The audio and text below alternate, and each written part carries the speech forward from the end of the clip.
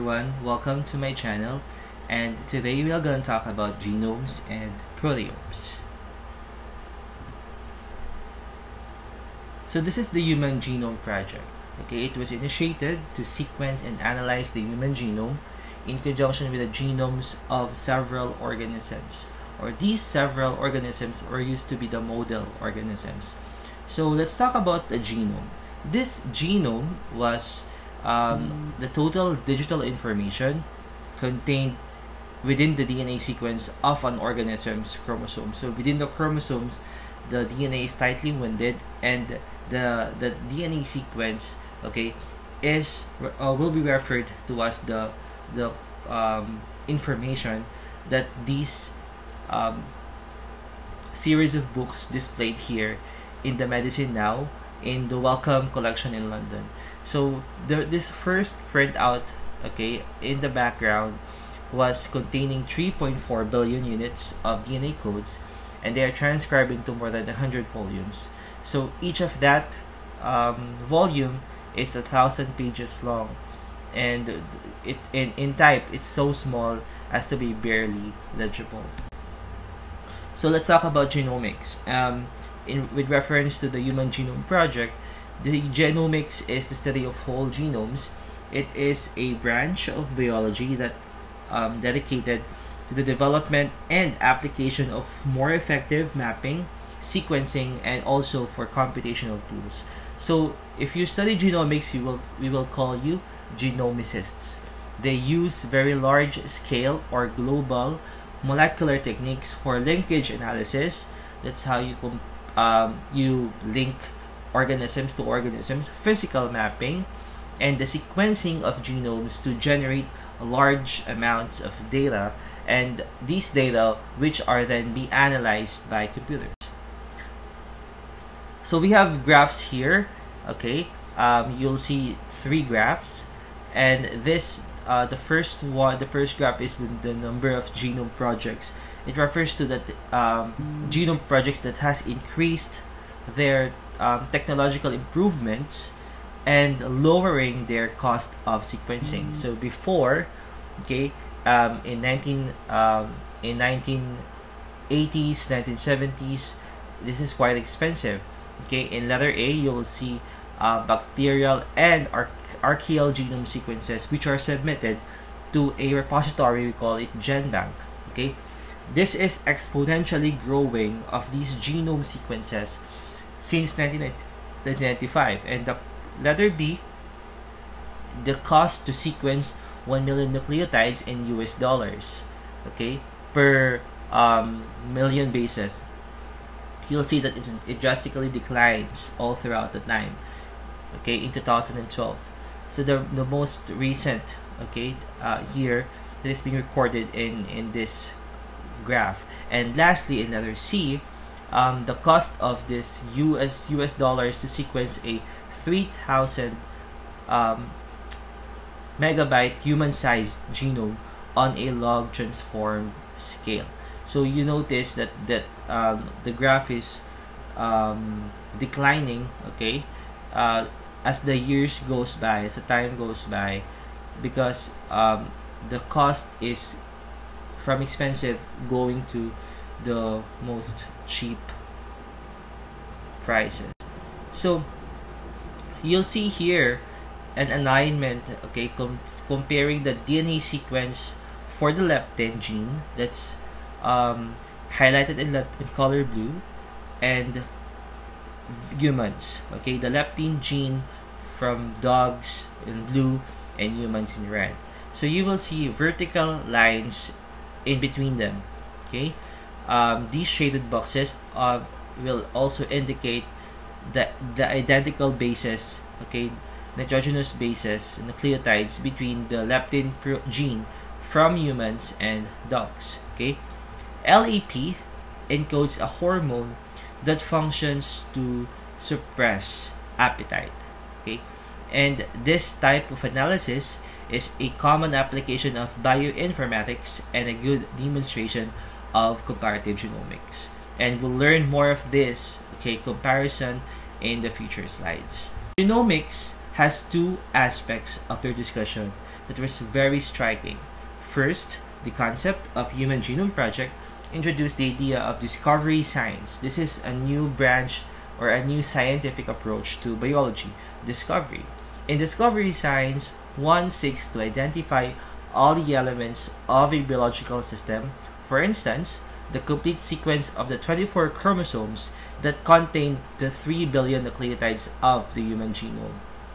So we are going to use all of these sequences of 24 chromosomes and place them in the database to enrich, okay, the repository and infrastructure of biology. And you will see here on the top right corner the Human Genome Project logo, okay, stating the interdisciplinary, okay, HGP in chemistry, biology, physics, ethics, informatics, and also engineering.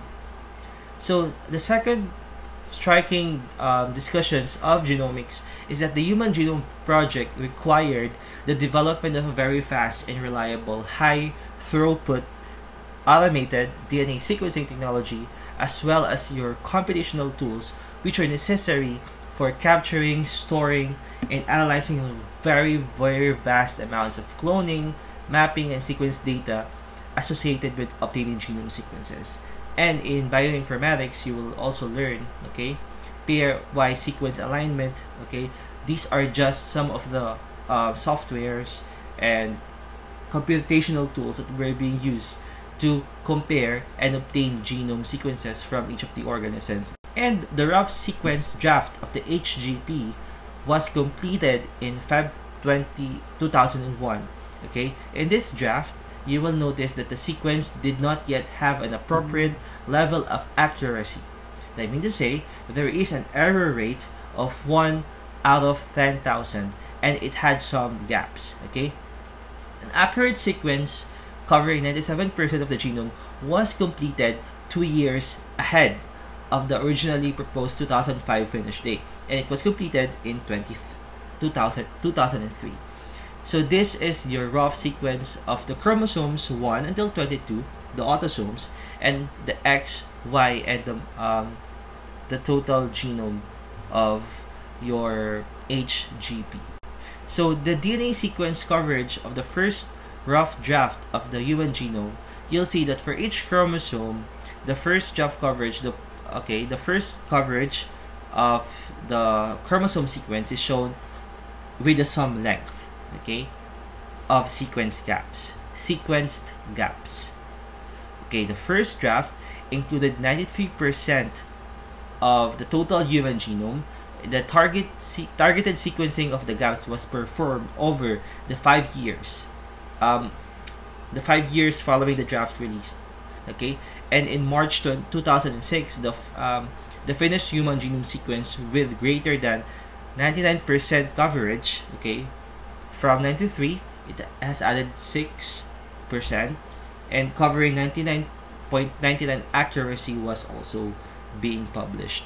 So if you will deduct including gaps minus the sequence, you will get the gaps. Okay, these gaps are just the difference between including gaps and the sequenced gaps. So you will see the total genome here is it has 222,401,287 genome, okay, from these gaps of all of these HGP. So by July 2009, whole genome sequences had been completed for 2,133 distinct species, and including 30 different mammals. Okay, and these mammals, or these 30 different mammals, have their genomes approximately the same size as in humans. And using this data from Goldberg, Fisher, and Hartwell in 2011, okay, these are the number of species with finished whole genome sequences deposited at the National Center for Biotechnology Information, or NCBI, as of February 1, 2010. So you will see here prokaryotes, mammals, birds, fishes, insects, flatworms, roundworms, amphibians, reptiles, other animals, the plants, fungi, and protists. And these are their whole genomes in progress and total number of finished whole genome sequences. So what are the significant aspects of your Human Genome Project? Aside from the aims and goals of the group to sequence the entire digital genome of humans, it also includes in its statement of purpose this consideration of social, ethical, and legal challenges emerging from its projected results. And that, for example, the issue of your genetic privacy.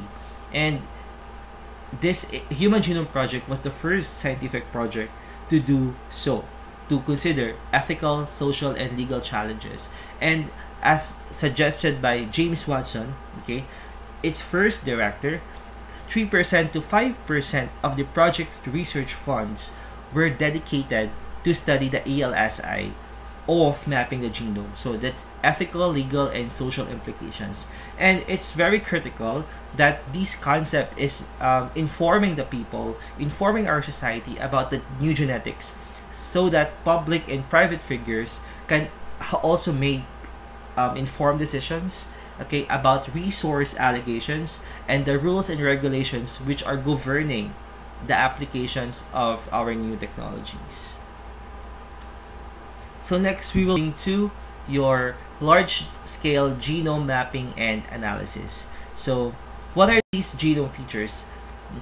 These genomes of your microbes and eukaryotes range from 700,000 base pairs or 700 kilobase in a single microbial chromosome to more than 3 million base pairs. That's around 3 gigabase pairs or 3 GB. And it is distributed among the 5 to 96 chromosomes of various mammals to even larger genomes. So in the next table, it will give you the genome sizes of your representative microbes, plants, and animals. And these are the following organisms in each type of organism. For bacteria, we have the Escherichia coli. For the yeast, we have the Saccharomyces cerevisiae. For the worm, we have this Caenorhabditis elegans. For the fly, we have the Drosophila melanogaster. For the mustard weed, we have the Arabidopsis thaliana. And for the rice, we have the Oryza sativa. For the mouse, we have the Mus musculus.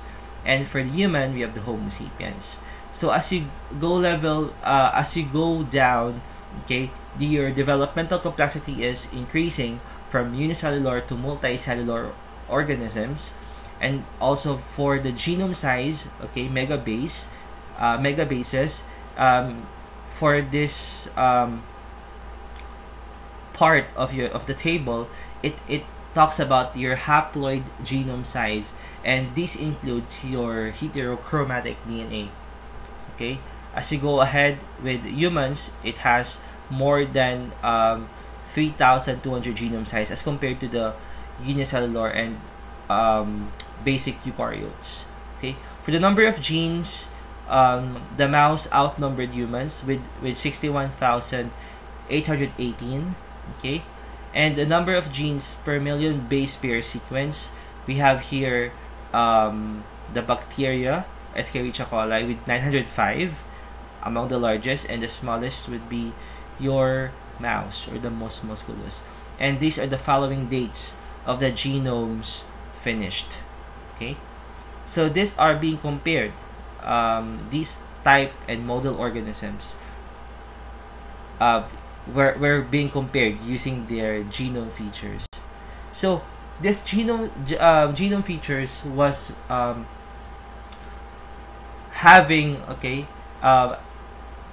giving the genomicists a very hard time to deal with this immense body of data. One of these is how to map your sequence accurately. In this section, we consider both physical maps of markers and chromosomes and sequence maps that provide a very high resolution. So these long-range physical maps are produced using your FISH protocol or the FISH protocol. So these long-range physical maps, okay, of your genes, okay, the chromosomes, okay, the chromosomal maps will show you the location of your genes. In there, we have also genetic markers, you have also the centromeres, we have the telomeres on the ends, and other points of interest along the chromosome of your organism. And here, we will also examine how genomicists expand on these techniques to produce physical and sequence maps for the whole genome. So, in the human genome, or on the analysis of the human genome, they initially focused on the genome-wide, okay, linkage map, then a physical map, and finally a sequence map. So these maps were correlated or integrated into each other. The linkage map was like produced by the global genome-wide approach. Your physical map is by hierarchical divide and conquer approach, and the sequence map was using both of the strategies. So let's talk about these maps. The first one is a physical map. Your physical map is a constellation of overlapping DNA fragments. Okay, so these DNA fragments are ordered and oriented and span each of the chromosomes in your genome. So that's the physical maps are the molecular counterparts of linkage maps, and they're based on the direct analysis of your genomic DNA. So the genomic DNA is the basis. Okay, so these maps chart the actual number of base pairs. We will know the actual number of BP, your kilobases, or also for the megabases that defines and separates a locus or site from its neighbor in that particular region of a particular chromosomes. So linkage and physical maps can also be calibrated against each other. So this example for humans, 1 centimorgan, okay, that's used. This unit is being used. The centimorgan is less than 1 megabase, whereas in mice or the mouse, the 1 centimorgan is less than 2 megabase. So it differs from each model organisms. And here we will learn how molecular geneticists map a human chromosome averaging of almost 130 million base pairs in length, and that is largely longer, okay, 13,000 times longer than your single plasmid. So your figure 10.1, okay, will show you the length of each human chromosome and the portion that was originally sequenced and the total length of unsequenced gaps. So in the next part of this presentation, we will talk about karyotyping, okay, karyotyping and the processes. Okay, in the laboratory,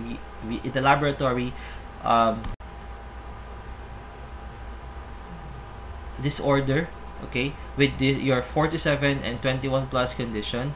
This is a Down syndrome patient.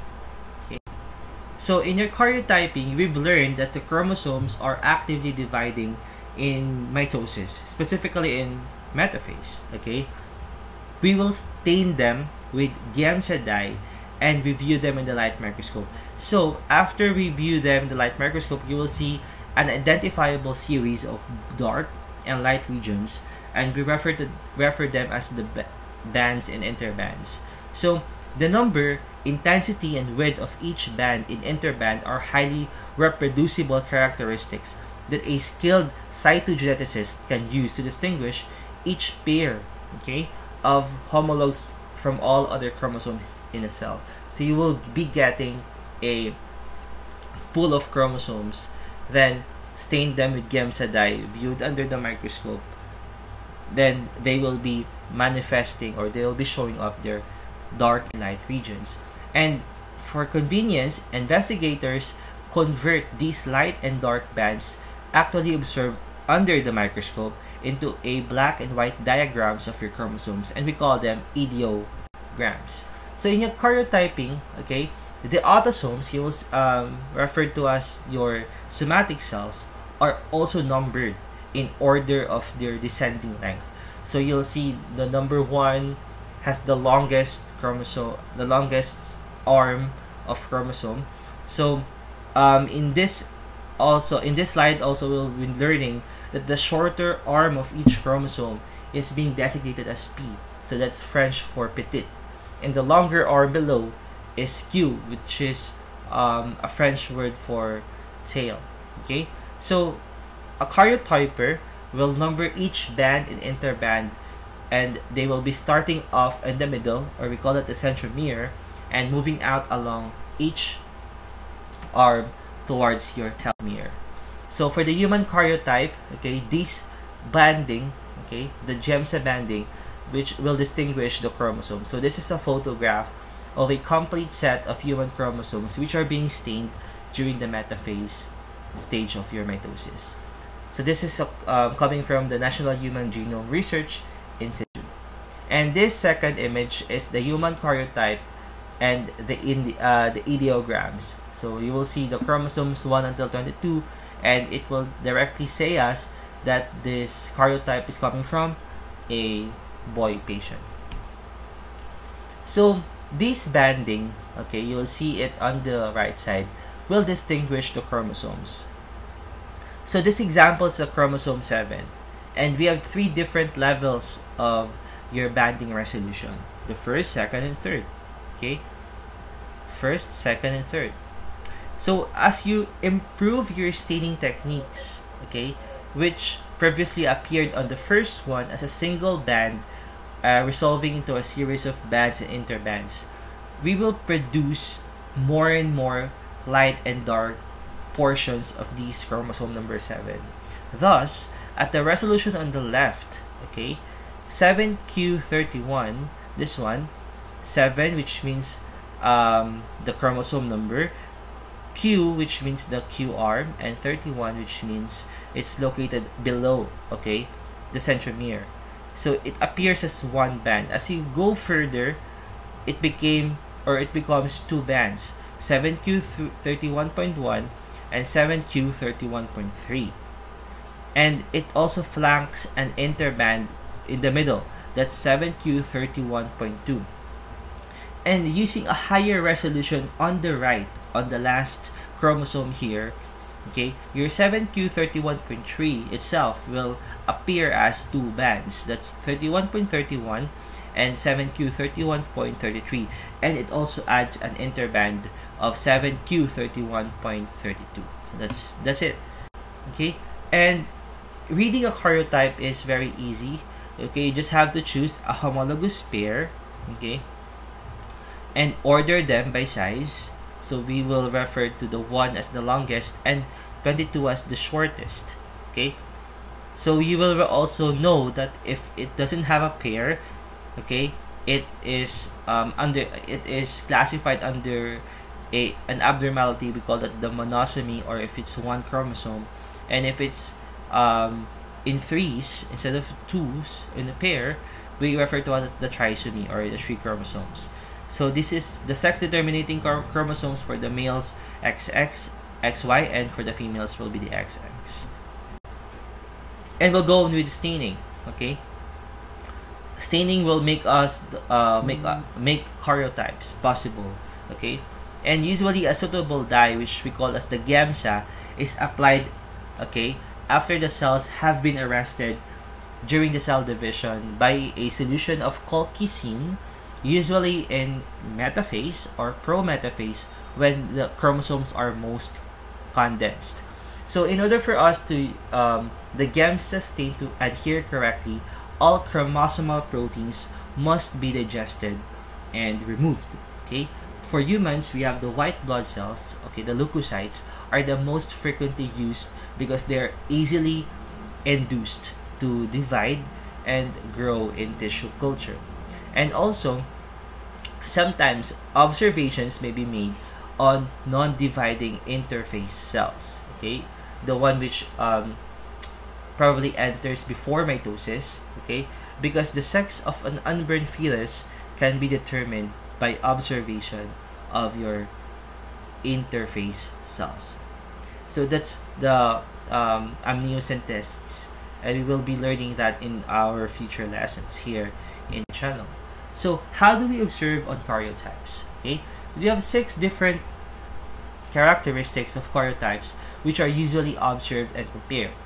So differences in absolute sizes of the chromosomes, and they vary in absolute size by as much as 20-fold between genera of the same family. For example, your legumes Lotus tenuis and Vicia faba each has 6 pairs of chromosomes. Yet your Vicia faba chromosomes are many times larger.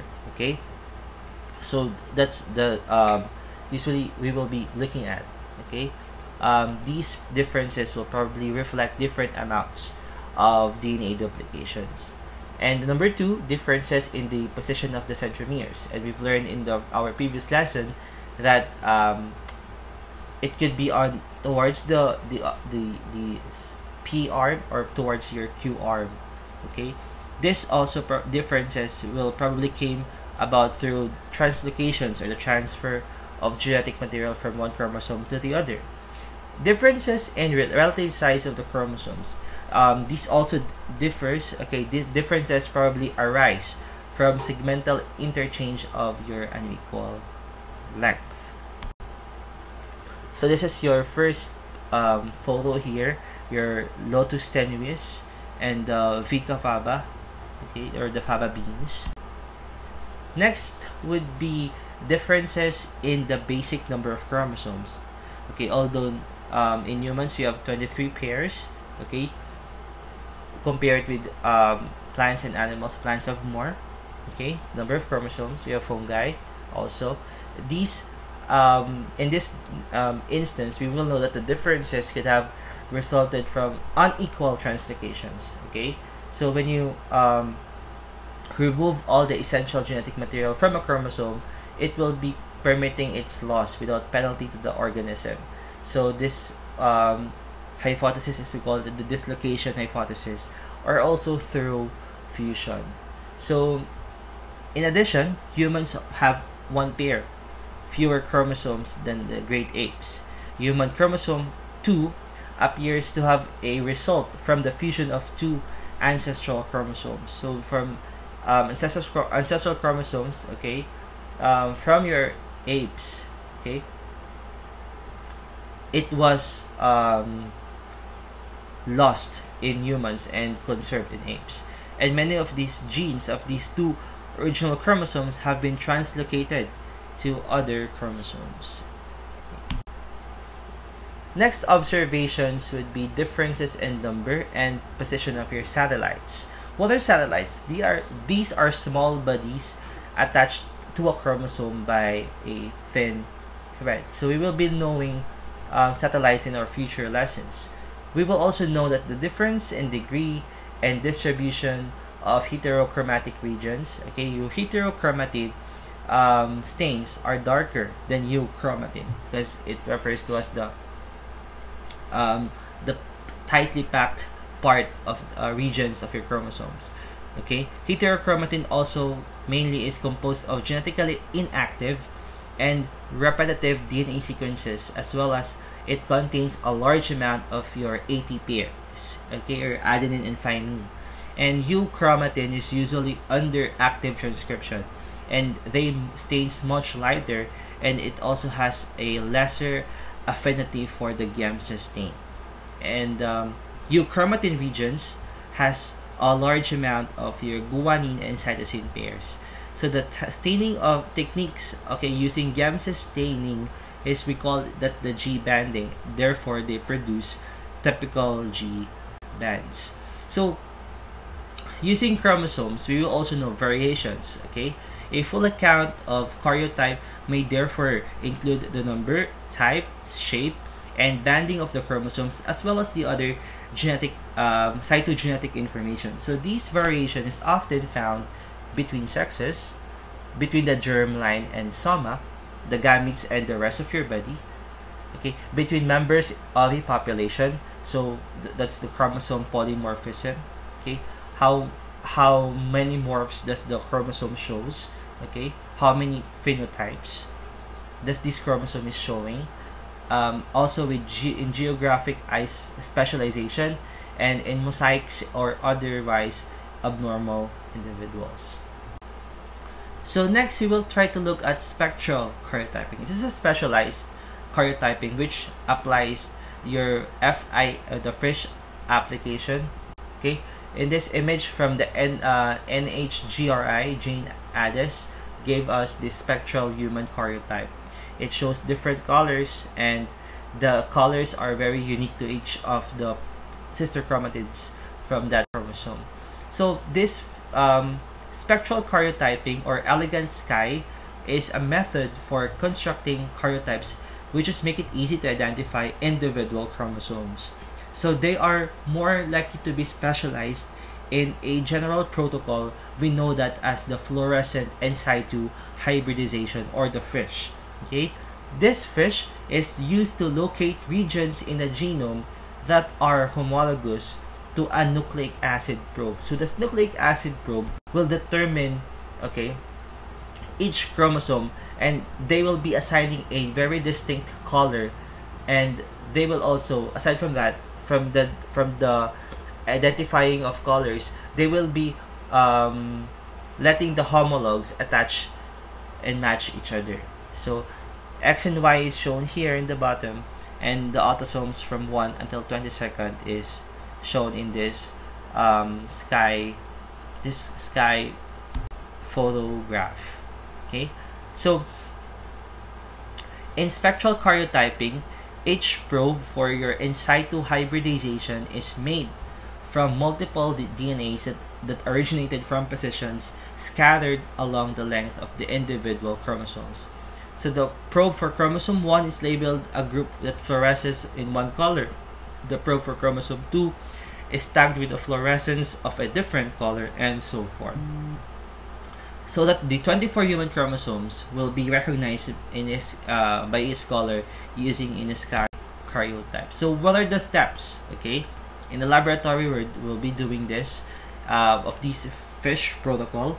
The first is that we will drop the cells arrested in the metaphase plate of the cell, okay, onto the microscope slide.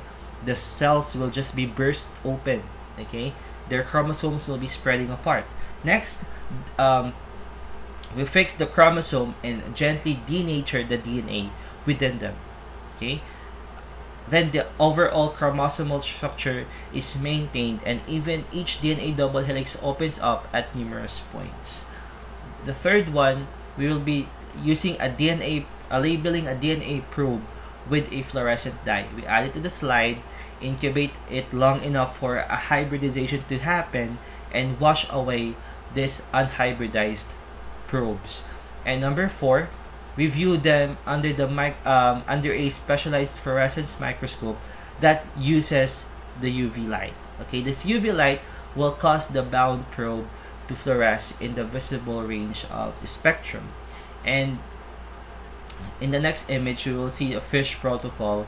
But right now, that FISH protocol is using a fluorescence micrograph of a baby hamster kidney cell subjected to your FISH analysis. You will see here 4 yellow spots, okay, that shows the locations at which a particular probe hybridizes to the 2 sister chromatids of your homologous chromosomes, and this is your yellow spots. Okay, and this is the technique in